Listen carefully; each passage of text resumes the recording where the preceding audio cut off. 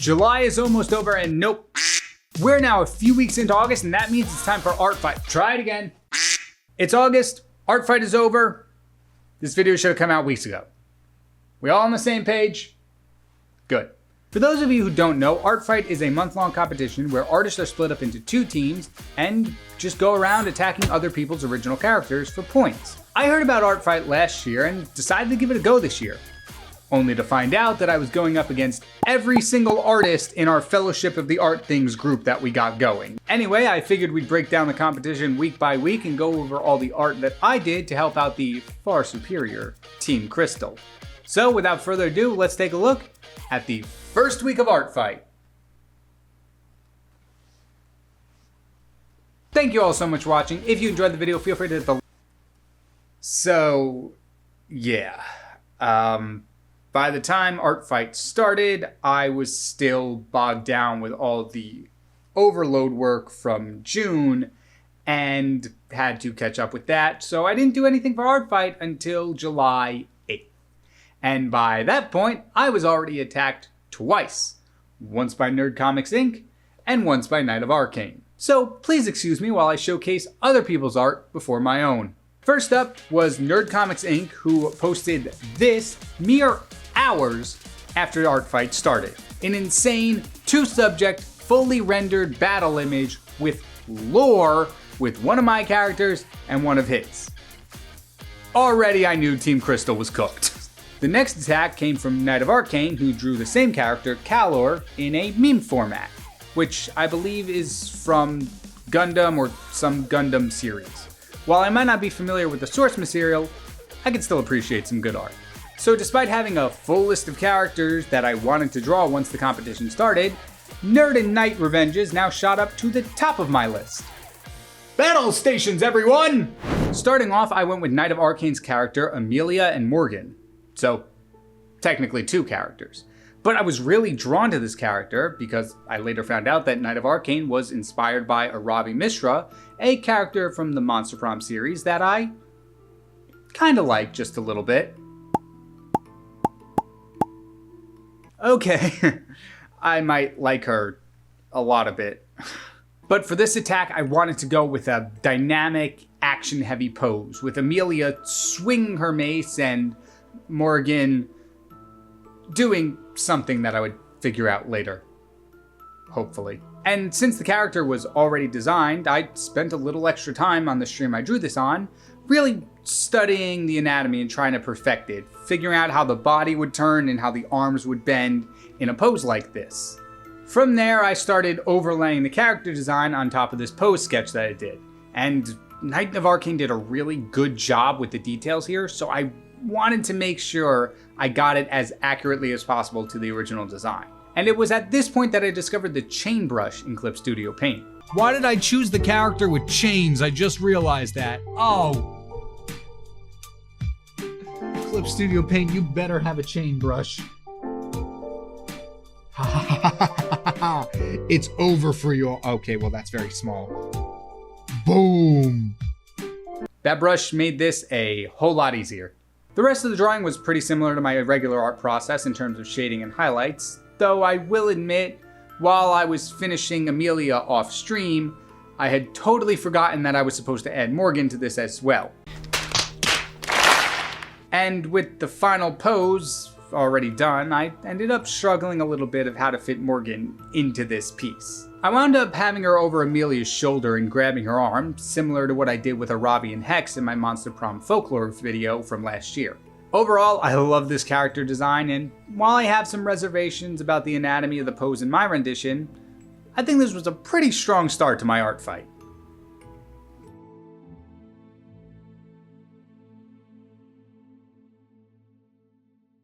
Despite attacking me first, Nerd ended up actually being the second person on my list. Not sure why, it just kind of worked out that way. Originally I was going to draw their character Drekken Daltagon, but after how long the first piece took, I couldn't really afford to do that much detail on stream. So instead I opted for their character Father Time, which upon reading the lore, found out they were the Reaper in Nerd's universe. And that gave me a really cool idea for a pose. I wanted the point of view of this unseen character submitting to Father Time the Reaper and having him use the scythe to kind of like hold your chin up as you're looking at them. Unfortunately, the pose was pretty complicated, so I had to spend some time on stream gathering references. This is the power of teamwork. There we go. This is teamwork. Honestly though, once I got the pose down, the rest of the drawing was smooth sailing. The hood gave me a little bit of trouble, as is the nature of hood anatomy, but overall translating Nerd's character into my art style was pretty easy. Except for the part where I mixed up my Roman numerals. KyngPin Creations 4 is...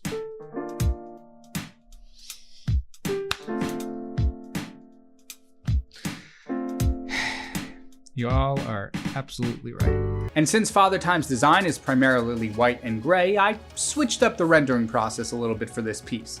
Instead of using blending modes like multiply and overlay like I usually would for shadows and highlights, I opted to sprinkle in a bit of color theory using only base colors and no blending modes to shade this piece, only shifting the values of the base colors of the character for the shadows and highlights. Unfortunately though, since I started this piece on my mobile tablet, which has different default settings than my computer, none of that part got recorded.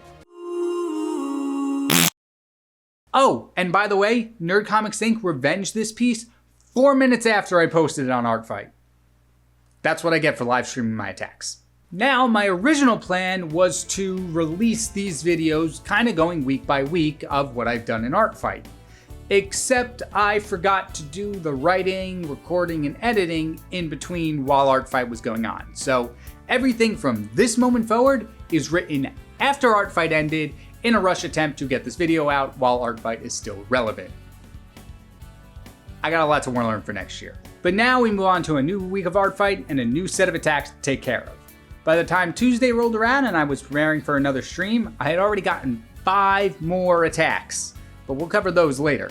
And although I was now drowning in revenges, this week I wanted to start a little bit of beef of my own and draw a character that I had bookmarked from the start of Artfight. May I introduce you to Sunblade by the artist Sunblade. And because this character's design was pretty simple, I again wanted to go with a pretty harsh pose to really practice my perspective and proportioning of characters. I opted to go for the same looking up angle as I did with Nerd Comics Inc.'s Father Time, meaning again I got to practice both proportion and perspective in this piece. 2 things I want to get better at for my webcomic, which is called Under the Surface, which you can read now on Webtoons, Tapas, and Tumblr, links all down in the description below. This piece particularly drew me in due to the stark differences in art styles between myself and Sunblade, specifically the color palette of the character and how Sunblade rendered out the different glows on each side of the character, changing the line art and adding little shapes in to almost create a stroke effect around the character for the glowy bits. And while I heavily relied on the reference images for the shapes around the head mostly, I added my own personal flair here by airbrushing in some glow bits to add a soft glow in and around the character. How many times can I say the word glow? But it doesn't stop there, because I also switched over to a hard brush and used hard colors on a normal base layer with no blending mode to brush in areas where the glowy bits would be reflecting onto the rest of the body. And I think the mix of the 2 styles really makes this piece look so much cooler than it would have if I just stuck with one or the other. But after all was said and done, and I finished the stream and I finished the artwork and I went to submit it, I realized I overlooked one very crucial detail. Sunblade was on Team Crystal, meaning I did not get as many points as I thought I was going to. Still really fun to draw though.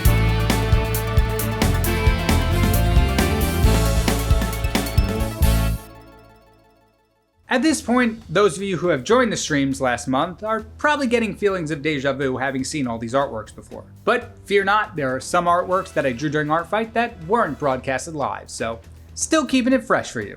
This next piece was actually another revenge for an artist named Ameliana, sorry if I mispronounced your name, who drew this really cute chibi version of Kalar, who by far got the most love out of all my OCs this Artfight. Of course though, I couldn't let Ameliana get off totally consequence-free. An attack is an attack, and an attack must be revenged. I wound up going with their character Froggo because it was equally as adorable as their chibi Kalar, and I wanted to kind of match the same style or vibe of their attack. And with that in mind, I learned a very valuable lesson. Drawing chibis is very hard. I was also drawing this from scratch entirely on my little portable drawing tablet, which, despite being digital art, felt like an entirely new medium. Like, seriously, I have so much respect for the people who use iPads to draw as their main thing, because without a keyboard, I cannot figure that out. Nevertheless, I persisted, using this piece as a teaching method to learn both a new style and a new drawing method, because I can't stay holed up in this office all the time, and being able to draw on the go would be very helpful, especially for webcomic efficiency. And while it was fun trying new things, and I do like how the piece came out, this definitely wasn't my strongest piece out of artfight. I can't exactly place what's wrong, but there's something about the anatomy that when I look at it, it doesn't quite click, especially in the midriff area between the bottom of the frog poncho and the start of the legs. But don't be fooled, because there's a lot of good things about this piece too that I really like. Number one, the frog poncho is adorable. I love how it turned out in both the original and my rendition. Number two, the rendering and the styling of the chibi effect was very consistent throughout. And most importantly, I feel I nailed the cuteness aspect in this one, as I was going for a very specific pose. Very similar to what red pandas do when they're scared, when they try to make themselves intimidating by making their bodies taller.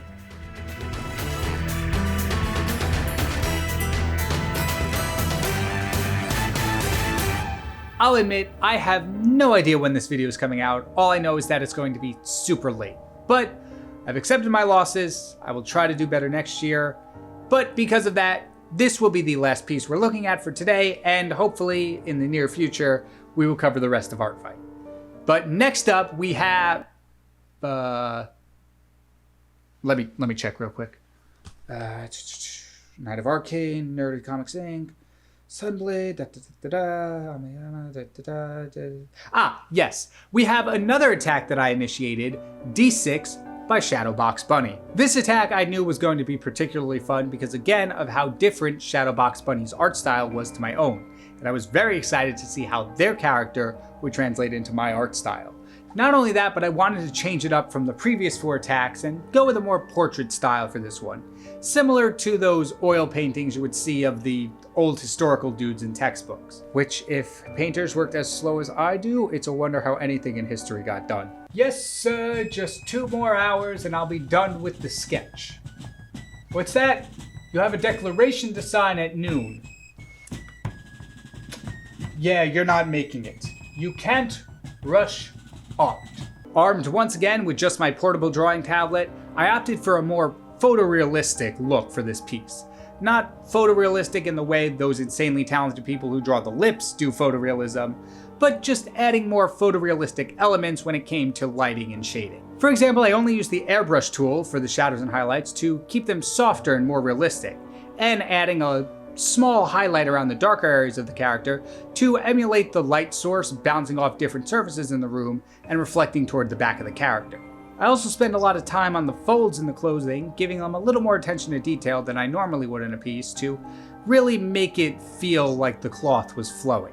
This was a really fun experiment to try, especially on a tablet that I'm not too well versed in, but I think it came out pretty darn well.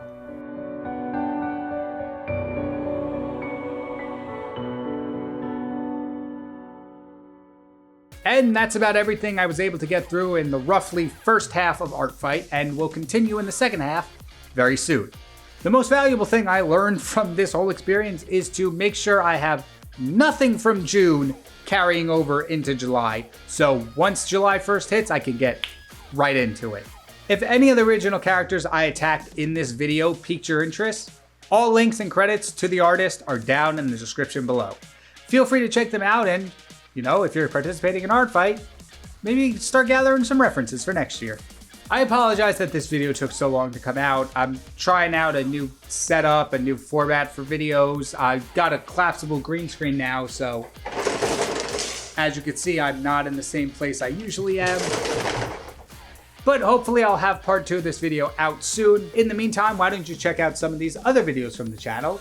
And if you enjoyed the video, feel free to like and subscribe button, and let me know in the comments what you think of this new kind of format we're going for here. That's all I've got for you today. My name is KyngPin, and I will see you all in the next video. Take care, everybody. I don't have a rolly chair, so I have to do this now.